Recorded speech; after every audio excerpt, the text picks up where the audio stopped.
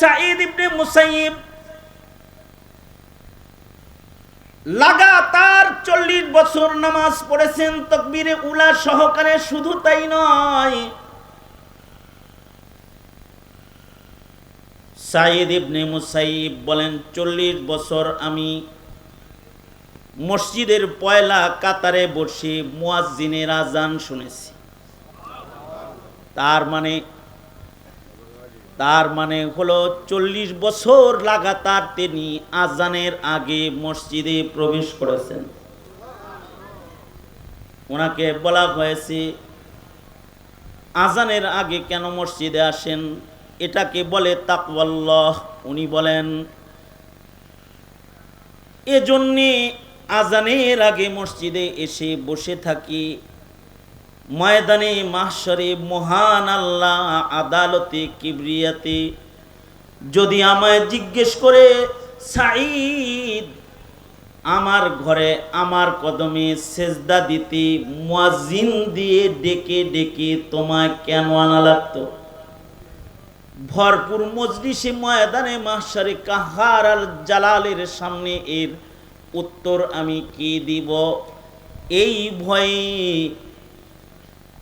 আজানের আগে 40 বছর মসজিদে হাজিরা দিই। 40 বছর আজানের আগে মসজিদে হাজিরা দিয়েছেন। আরো শোনেন, ইকামতে সালাত কাকে বলে? ইকামতে সালাত কি খালি সমাজে নামাজ সবাইকে নামাজি বানানো এটা ইকামতে সালাত না। ইকামতে সালাত হলো নিজের নামাজকে এমন ভাবে পড়া যেন আমার কোন ত্রুটির কারণে আমার নামাজ অস্তিত্বহীন না হয়ে যায়। কারণ হাদিসে আছে কিছু মানুষের নামাজ অস্তিত্বহীন হয়ে যাবে, চেহারায় ছুঁড়ে মারা হবে। ইকামতে সালাতের বহু দিকের একটা দিক হলো মাসাইলে সালাতকে গুরুত্বের সাথে হিফাজত করা, একটা সুন্নতের হিফাজত করা। সাঈদ ইবনে মুসাইয়িব যে নামাজ পড়েছেন তিনি একটা সুন্নতের হিফাজত কেমন করেছেন উনি বলেন যে 40 বছর আল্লাহর শুকর আমি নামাজ পড়েছি, আমার নজর সেজদার জায়গায় ছিল। 40 বছরের ভেতরে নামাজরত দাঁড়ানো অবস্থায় আমার নজর কখনো আমার সামনে দাঁড়ানো মানুষের পিঠের উপরে পড়ে নাই। আল্লাহু আকবার কাবীর। কি গুরুত্বটা কোন পর্যায়ের? তার মানে হলো নামাজের মধ্যে চোখের একটা সুন্নত আছে না? চোখের সুন্নতের একটা বর্ণনা শুনেন। একটা সুন্নতের অনেক দাম। ওমাইয়ুতি আল্লাহ ওয়ার রাসূল ফাউলাইকা মাআল্লাযিনা আনআমা আল্লাহু আলাইহিম মিনান নাবিয়্যিন ওয়াস সিদ্দীকিন ওয়াস শুহাদাই ওয়াস সালিহিন। বিনা হিসাব জান্নাতীদের সাথে জান্নাতে থাকা যাবে সুন্নতের আমলের বরকতে। আর আমি তিলাওয়াতকৃত আয়াতের শেষে আছে, আমার তিলাওয়াতকৃত আয়াতের শেষে আছে ওমাইয়ুতি আল্লাহ ওয়ার রাসূলা ফাকাদ ফাযা ফাওজান আযীমা। যারা আল্লাহর রাসূলের ইত্তিবা করবে, সুন্নতের ইত্তিবা করবে, তাদেরকে আল্লাহ তাআলা অনেক বড় পুরস্কার দান করবে, অনেক বড় পুরস্কার দান করবে। সাঈদ ইবনে মুসাইয়িব শুধু চোখের সুন্নতটার কত গুরুত্ব দিছে। চোখের সুন্নত কি? নামাজরত। আল্লাহ পাক মুমিনদেরকে বলেছেন তোমরা মুত্তাকি হও, আল্লাহকে ভয় করো। ইয়া আইয়ুহাল্লাযীনা আমানুত্তাকুল্লাহ, তোমরা আল্লাহকে ভয় করো। একটা নির্দেশ। তাকওয়া কাকে বলা হয়? তাকওয়া বলা হয় আল্লাহ পাকের ভয়ে গুনাহ বর্জন করাকে তাকওয়া বলে। একটা সতর্কতা, খোদা ভীতি একটা সতর্কতার নাম।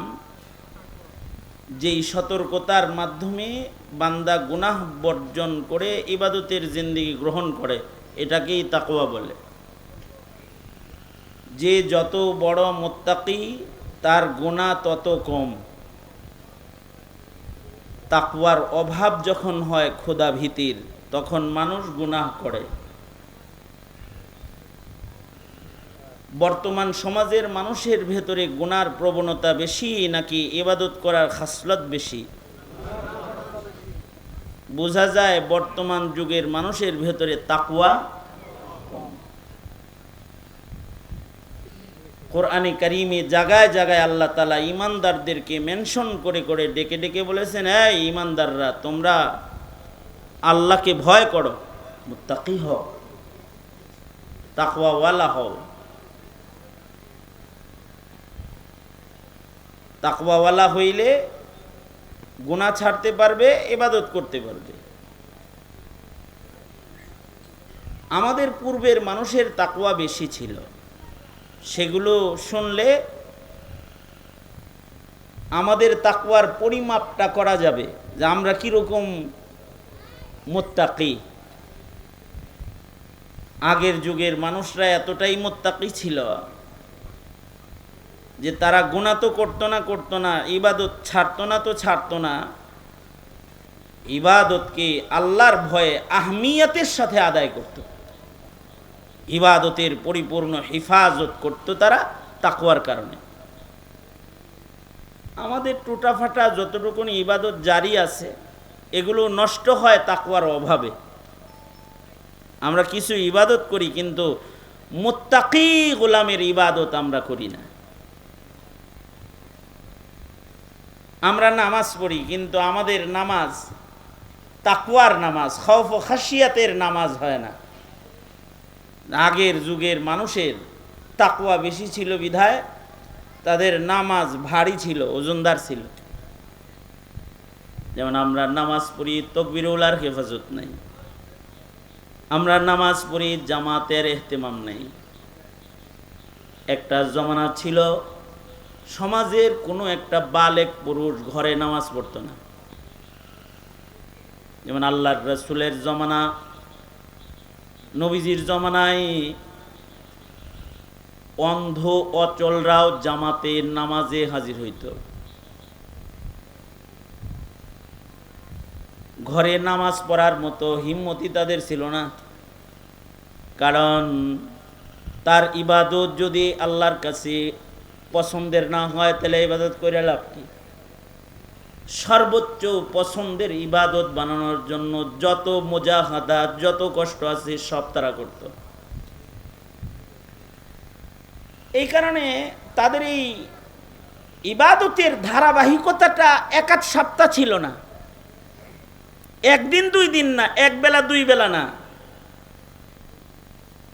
তারা লাগাতার ইবাদত করত। তাদের ইবাদতের কোয়ালিটিও লাগাতার ভালো রাখত। যেমন সাহাবায়ে কেরাম, তাদের ইবাদতের কোয়ালিটি বরাবরই ভালো এবং লাগাতার ভালো। তাবেঈদের যুগেও এটার হিফাজত ছিল। এ কারণে সাহাবীদের ইবাদতের বর্ণনা যেমন ইতিহাসের পাতায় আছে, তাবেঈদের গুণাবর্জন ইবাদতের বর্ণনা, তাকওয়ার বর্ণনা ইতিহাসের পাতায় মওজুদ আছে।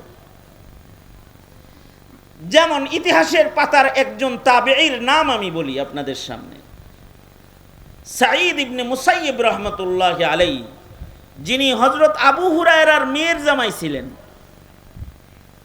হযরত আবু হুরায়রা হইলেন মুকাসসিরিন সাহাবীদের অন্যতম সর্বোচ্চ হাদিস রিওয়ায়াতকারী সাহাবী হযরত আবু হুরায়রা। এই হযরত আবু হুরায়রার মেয়ের জামাতা ছিলেন সাঈদ ইবনে মুসাইয়িব। ওনার ইবাদতের ঐতিহাসিক বর্ণনা কিতাবে মওজুদ আছে। কেমন ঐতিহাসিক বর্ণনাগুলো? কিছু অংশ আমি বলি আপনাদের সামনে। একটা বর্ণনা, সাঈদ ইবনে মুসাইয়িব 40 বছর লাগাতার তাকবীরে উলা সহকারে নামাজ আদায় করছেন। কত বছর?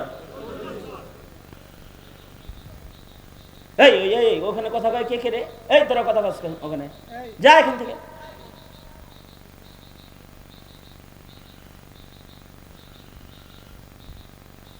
এখন আবার তাকায় রইছো, তুমি বসো ওখানে।